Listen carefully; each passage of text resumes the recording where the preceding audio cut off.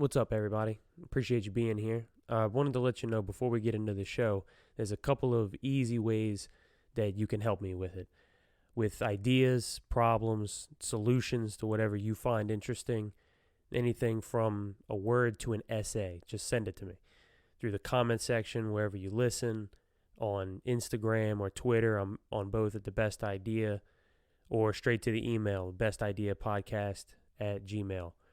Or you can support it in other ways. You can rate it wherever you listen it to. That's probably the easiest. Subscribing to the YouTube page is very helpful. The most direct way is Patreon. Patreon.com/thebestidea. $1 a month just to show some support.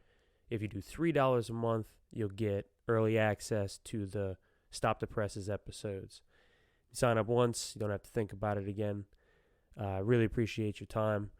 And here we go.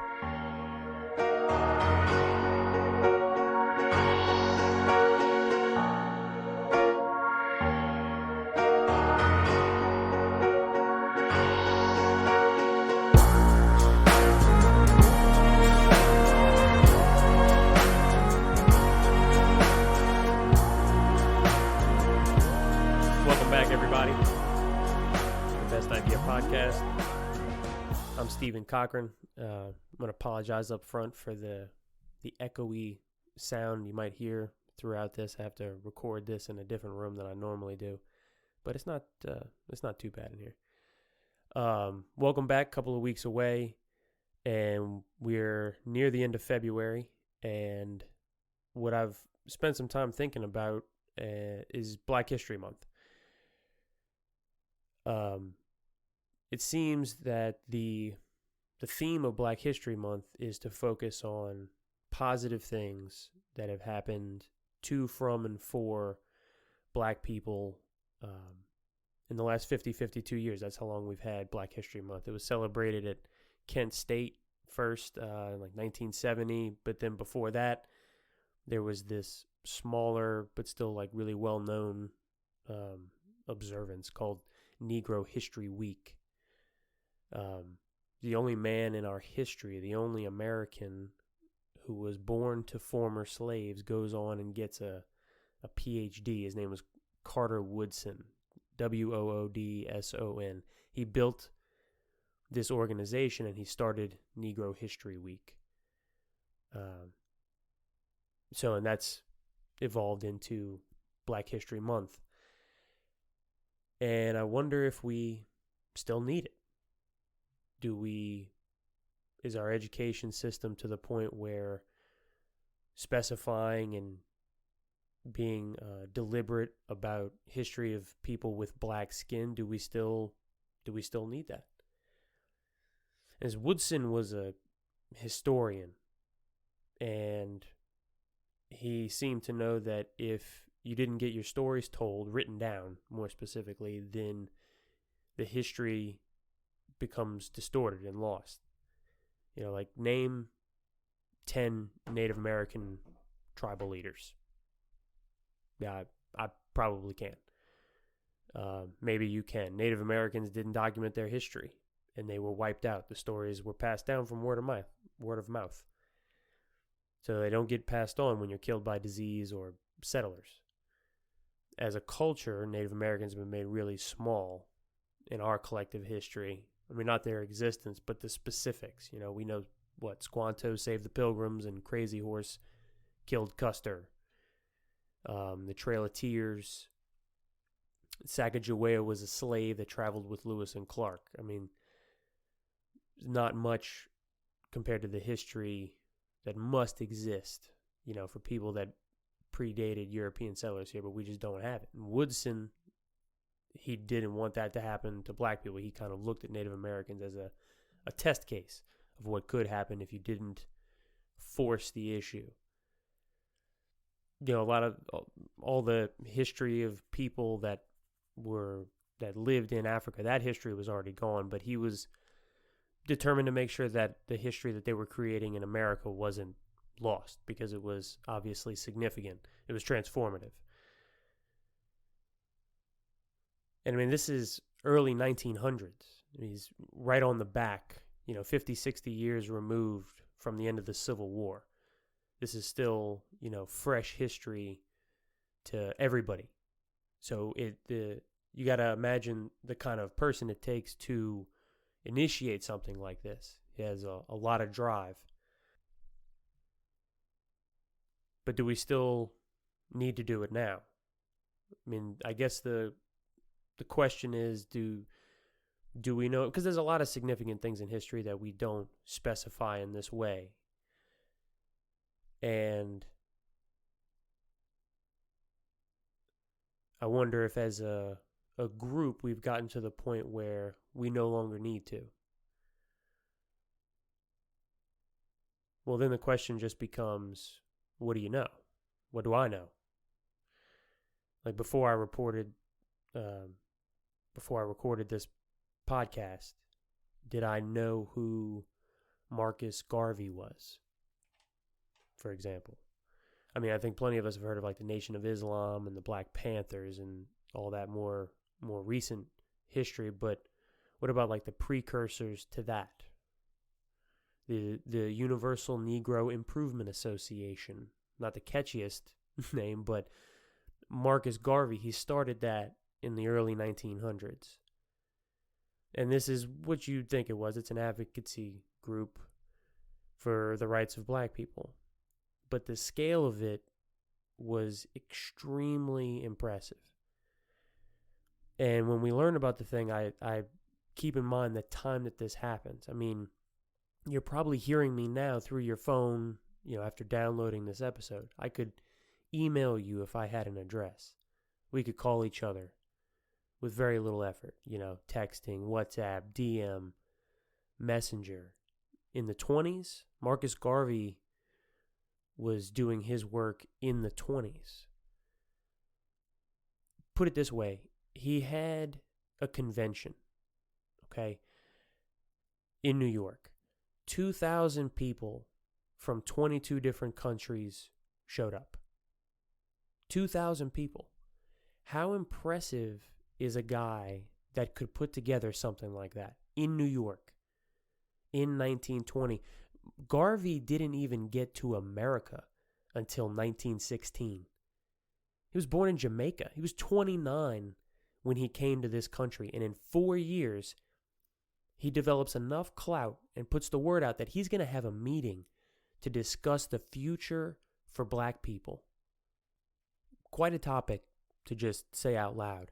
And 2,000 people showed up on the correct date, on time.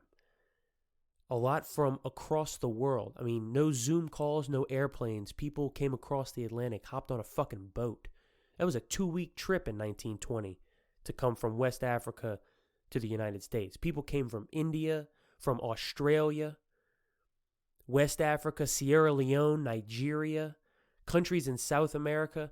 This guy was 33 years old putting this together. Marcus Garvey. They had a massive parade in New York to kick the whole thing off, and by the end of it, they signed this and published this Declaration of Rights for Black People. It was called the Declaration of the Rights of the Negro Peoples of the World. And they just spelled out the treatment of black people as they experienced it across the world, and it turns out it was really similar. Lynchings, can't vote, mob attacks, homes get burned, and then they described how the situation needed to be fixed.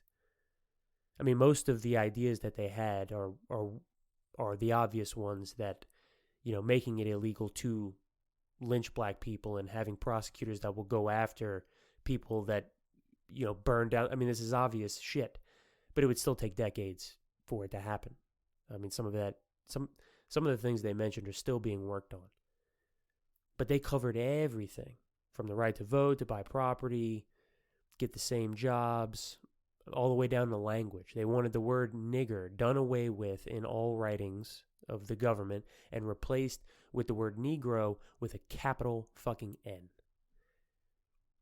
Garvey was one of these guys that thought the only way, or knew, he knew the only way to gain equality was to have some level of autonomy. He wanted for all black people to establish themselves in Africa and have just a world power black continent. That was kind of his utopia. He did not think integrating with white people was even possible. So, matter of fact, one of the companies he set up, because he set up a dozen of them, was a steamliner that was supposed to incorporate more trade and help black businesses, but it also meant to help people migrate to Africa if they wanted to. And some of them did, I think a few thousand, but a lot came back because there weren't jobs over there and things like that. So that part of his plan didn't really work out. But have you ever heard of Marcus Garvey? Had I ever heard of Marcus Garvey? I mean, he had his way that he thought black people could succeed. But then there were other people. There was Booker T. Washington, which is definitely a much more popular name. His opinion might not be as popular. He just thought black people had to get good at work. He built his school at Tuskegee, and it was very much his school. And he built it to teach practical, marketable skills to black people. He made a point of saying in this, probably his most famous speech at this Atlanta convention, that black people should do what they could to make relationships with the people that had just finished owning them, essentially, and their friends. He called out to black people to try and make relationships with white people. He was born a slave, so this isn't some throwaway opinion. But he also said to white people in the South that they had to accept the fact that they were now among 8 million free, independent black people living amongst them and reminding them subtly but really, really eloquently who actually built all this shit. So some legal rights being attained through the Civil War. I mean, he himself was a very educated person. So some rights being attained for some people some of the time. He used the moment to just remind everybody in the room that if you're a rational actor, there's no way you can deny what he's saying. That the free labor of black people, the millions of black people built the infrastructure on which the people he was talking to got rich. There's no way to refute that. And he had this interesting middle ground, Booker T. Washington. So kind of like an extremely practical way of looking at things, and a certain understanding of human nature. He knew how people felt, and he knew that those things couldn't be changed now, that it was going to take a really long time.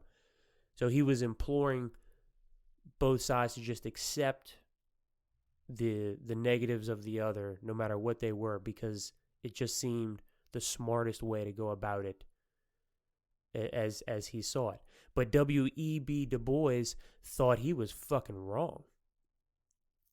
Both of these men were geniuses at their time, but Du Bois, he thought getting an education and becoming more intellectual was the ticket. He just didn't want to wait and he didn't want to wait for some corrupt fucking government to give him rights that he should already have. See, Washington had this kind of wait, work, and earn it sort of view, and Du Bois, W.E.B. Du Bois, he said we have earned it because we're people. And that's all we have to do to earn the rights that we're talking about right now. The right to vote, the right to live without fear of citizens attacking you for the color of your skin. He wanted that up front. I mean, he knew that being freed from slavery didn't mean shit without being allowed by law to make something of it. If you didn't have the right to buy a house like everybody else, you're going to fall behind. If you can't vote, if you can't get an education, there's only so much you can do. W.E.B. Du Bois, really good writer too. But both of these guys were very smart. They were living in the same time, and they came at how to address this extremely consequential problem from different angles. Washington seemed to have answers for the here and now, where he wanted people to get better at skills that they needed right now. Whereas Du Bois had more of a long-term view. Well, actually, no, that's not true. Washington's view could be seen as long-term because this was in the middle of the Industrial Revolution. So there was a lot of work to do. There was a lot of jobs to be had. And be the best at doing them, and you can make a living that way. But Du Bois had, more like college and becoming part of the intellectual class. That was just going to take longer because black people spent so much time being deliberately uneducated that that is just going to take more time. So maybe Washington looked at it that way, that Du Bois was kind of looking too far into the future, and we had to do things now to make sure that life was better now and do that at the same time. It's they have really interesting views, and some of that stuff definitely still applies today. And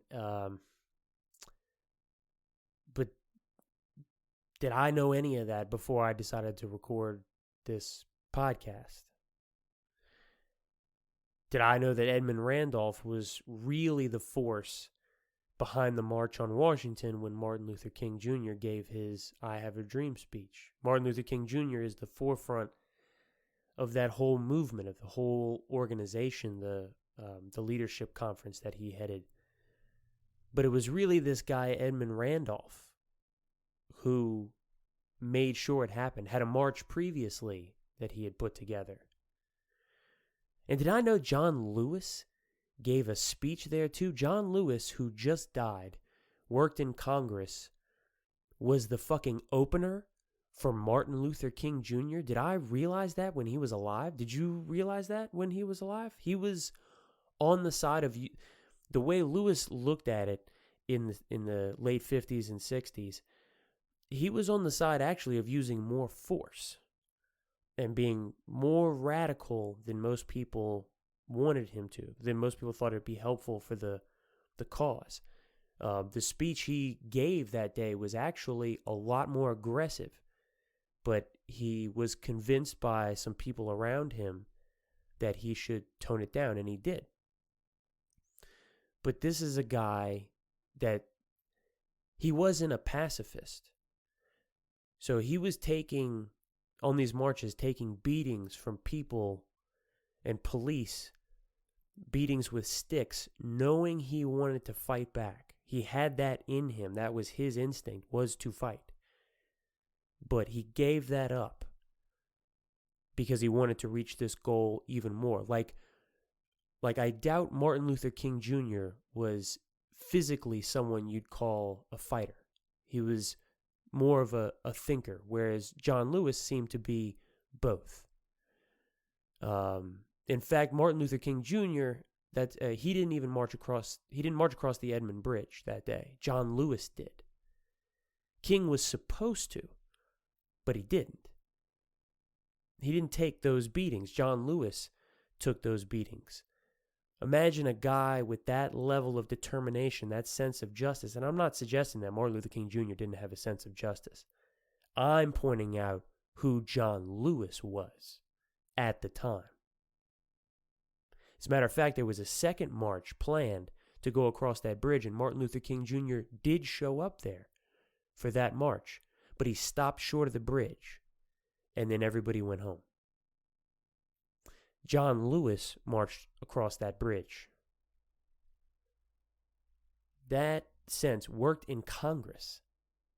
I mean, look at what people generally think of Congress. We had a guy like that in there. That bodes well for Congress. If you didn't know who John Lewis was, you should look at who John Lewis was. Had I ever heard of Sarah Breedlove? I mean, look, our country has the entrepreneurial spirit, right? Who knows who Madam C.J. Walker is? 1867, born 1867, 2 years after the Civil War ended. This is the first person in her family born free by a hair. She had 6 older siblings, all owned by a white master. Sarah Breedlove. Long story short, both of her parents died. She wasn't a slave technically, but she was a servant.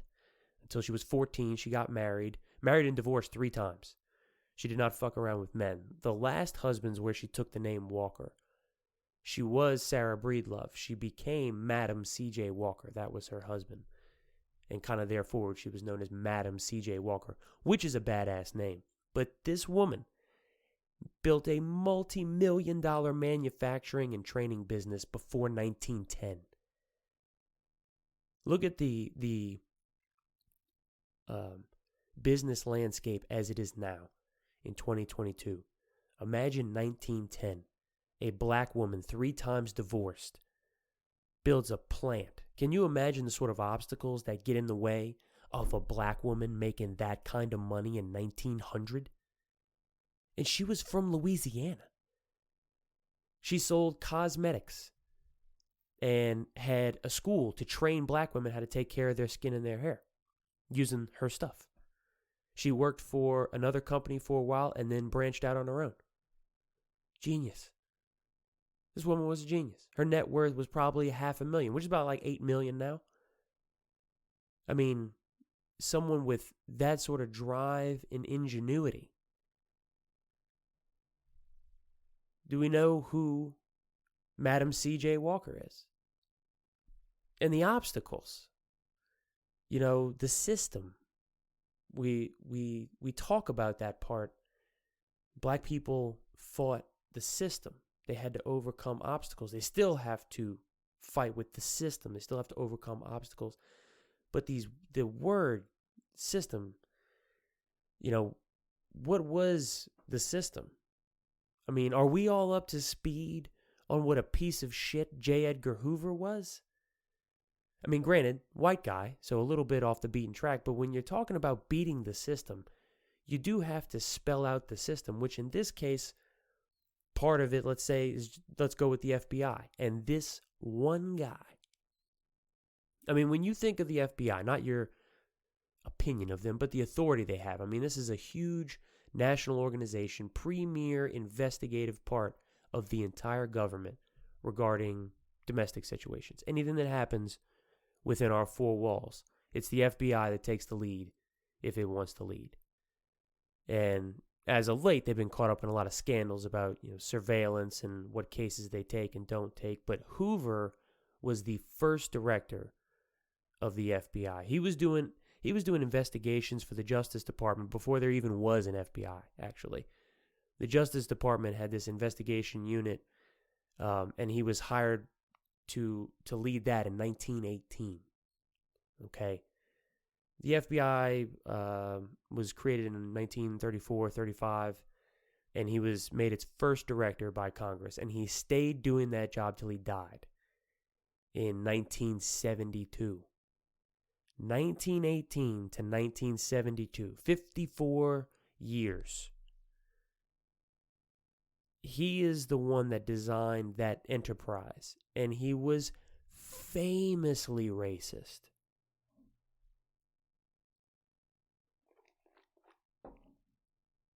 He was known for being racist when everybody was racist. I mean, not to a person, but you know what I mean. But more than that, his whole job was to find people in our country that he deemed radical or subversive. And you'll just never imagine the groups of people that he thought were the most radical and the most subversive. He started looking for people to deport just after World War I and never stopped. I mean, this guy worked to deport Marcus Garvey, hated Marcus Garvey. File after file he opened on Marcus Garvey. And finally, Garvey was deported. All the way up to Martin Luther King Jr. This guy did everything he could to end these people. Shame them into finding out things, you know, that he could leak, having them followed. send agents to their protests to start fights so the cops could come in and break bones and make arrests. How many people, I wonder, were disappeared by J. Edgar Hoover in the 50 years that he was the singular authority at the FBI? Because he would get dirt on everybody else, too. I mean, he only answered to the Attorney General, and he spent a fair amount of time gathering information on any president, congressman, anybody he thought that could or would work to remove him. This is a very determined, effective, successful piece of shit. I mean, he was really good at it, ruining lives. He was really, really talented. I mean, imagine the oversight we have now and the ability to communicate. That's what's led to all the exposures of things done by the FBI or police or just anything now. Imagine 1920, just like Marcus Garvey getting 2,000 people to come to one city and all that actually entails, with people having to plan trips that are going to take maybe a month for them to get back home. You're looking at Booker T. Washington opening up a university, Madam C.J. Walker building a manufacturing plant. These things were incredibly hard at the time because there wasn't any technology. Think about 1920 regarding this. Who's looking? Who could stop an FBI from doing something? Who are they going to tell? Who are you going to tell in the middle of Mississippi when there's no newspaper and it's 19-something? The police are not going to be on your side. Who could stop you? And we wouldn't learn about it. That's history. That's undeniable history. I mean, the FBI, the entire time, it runs like a company. You know, it starts with a core of true believers, all hand-selected by somebody like Hoover. I mean, the only people that are getting hired are the people he's hiring. And the only people that would work there are either ones that agree with his policies or they can deal with them. You'd have to be the one enacting them. I mean, he opened the store with rules that black groups were going to be treated as enemies of the government. So he hires people that think that way too. They'd have to. Because they'd have to go to the marches for those black people and start a fight. Or they'd have to wait outside their houses and offices of these groups and spy on them and file reports. I mean, you'd have to physically plant evidence to get people put in jail at this time. These are the actual things that these people had to go out and do. It takes a certain kind of person to actually get off their ass and go to work and do that sort of action. And then when an organization lives for a long enough time, the culture just becomes more and more entrenched because it self-selects for people that are in line with the thinking. Any man that stays is giving approval. You know, it's like a sifting process, happens over and over and over again. As you hire more people, you do more interviews. Then you factor in ambition. Ambitious men are going to want to move up the ladder. To move up the ladder in a shitty organization, they'll have to be even more supportive of what has been longstanding company policy. I mean, this guy was in charge for 50-some years. I mean, not publicly. The guy who wants the top spot in a shitty place, he doesn't have to look like that publicly. It's not something that we would know. To get the top spot in a shitty place, he's got to convince all the other scumbags that he can be worse than them privately. You know, that's no easy task. It's easier to put out a public persona. But to convince people that public persona is who you really are privately, it sure helps to actually believe it. And then while all this is going on, rules get written. You know, about everything, little stuff. Where and how to clock in, how interviews are going to be done, and by whom, which companies we're going to do business with. This is how a system is created, that web that's layered over decades of constant hiring, constant training, reinforcing. It perpetuates itself. This guy was in charge for 50 some odd years. And there was a time, a long time, when every department of the government was like this. Because to attain power, you had to have a certain way of thinking. And then when you're in charge, you're only going to put people around you that agree with your way of thinking. I mean, when you start something like this with base principles and you keep them and act on them for decades and decades and decades, that is what a culture is. That was the case for a lot of agencies in the government for a really long time. Black people that were fighting the system. That fucking word sucks. It's so abstract. I hate it. The system, systematic changes. What does that mean? The system has parts, people, rules, and habits. How easy are habits to break? I mean, just consider it yourself. How easy is it for you to just break your habits? How quickly do rules change? How often do people change? But do we realize that? Did I? And history's now. This Supreme Court Justice nomination is a good example. Biden said when he was running that if he got a pick, that he was going to put a black woman in there. And Justice Breyer announced that he's going to step down so Biden gets his pick. And he announced today, actually, that he's going to select Kentanji Jackson, Judge Kentanji Jackson. But he had three choices that he'd whittled it down to. I mean, Judge Jackson went to Harvard College and Harvard Law. She clerked for other judges. She's been a judge on the federal court. You know, same story to us from where we're sitting as every other justice that's been nominated, right? I mean, just as impressive as far as education goes. She knows what she's doing. She's clearly a competent judge. Graduated from a university I've heard of. You know, got a law degree from Harvard or Yale. So very smart person. Clerked, knows the law, is a judge. Or he was thinking about Judge Leondra Kruger. She went to Yale.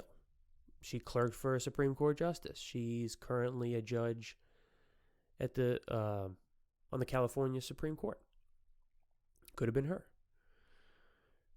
The third person he was considering was Judge Michelle Childs. Now, she went to state schools. I don't know enough about any of these women to have a real opinion about which one would be better, but I'm going to get to this idea of better in a second. But I thought it would be cool if he had selected Judge Childs just because she went to state schools. She didn't go, to the big private institution. She went to public ones. So I thought that would have been cool. But she was a district court judge, or is a district court judge in South Carolina. She just came up a different way. Gets a lot of praise that I was able to find for her work ethic. Apparently is unmatched. And but he went with Judge Jackson. And if you look at the entire news spectrum, their qualifications really are not being questioned at all. How could they be? I mean, what could I possibly say, or anybody else? When you see the credentials, there's nothing to say really.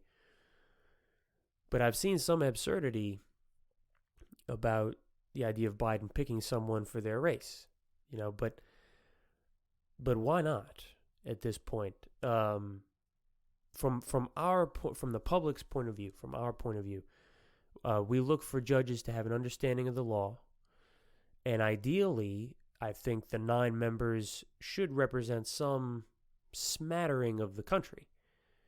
In my opinion, it should always be 5 women and 4 men, always, but that's for a different podcast. But this idea that I've seen floated around is because Biden has decided he's going to pick a black woman, he may not select the best person. Because when you exclude people for things like race, it would be like excluding someone for height. You're not going to get the best person, quote unquote. And I think that they've mutated this idea of selecting the best person, because it doesn't even really apply. Think about it's kind of a ridiculous thing when you're talking about the job of a judge. I mean, there is no best person to be a judge. There's always going to be a pool of people, a rather large pool, with very similar qualifications that you could pick from. I mean, it's not like being in like an athlete in a game, or like a boxer. Like the best boxer will beat other boxers. There aren't clear winners. The judge gives opinions. If you're an attorney, you're probably more known by your wins, but judges don't have wins. There's not a best judge. They give opinions. They listen to argument and apply mentally their knowledge of the relevant laws and give an opinion. Do you know anyone that can't give an opinion? You know anyone that gives good advice consistently? I mean, tell them to go to law school. What is the best opinion giver? You know, think of that. Who is the best opinion haver between these three women that all went to Ivy League schools, as compared to any top three white women or any top three Indian men? It doesn't matter.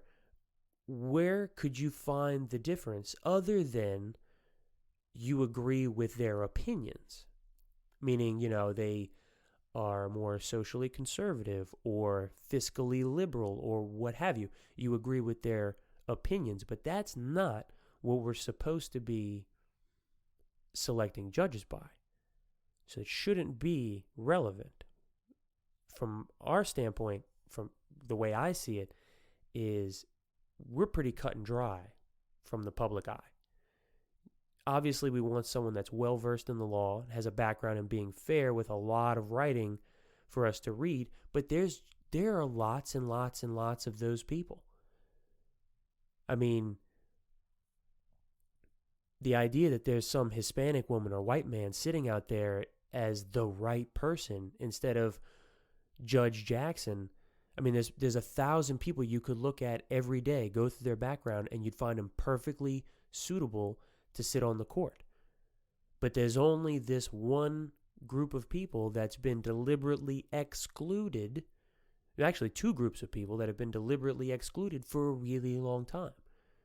The first being women. We broke that. The second being black women. Why not select a black woman to break that ceiling? It's not like something we're going to do again. It sets a great precedent, and the person selected, if Judge Jackson makes it through confirmation, is perfectly qualified, equally qualified to anybody else you could pick.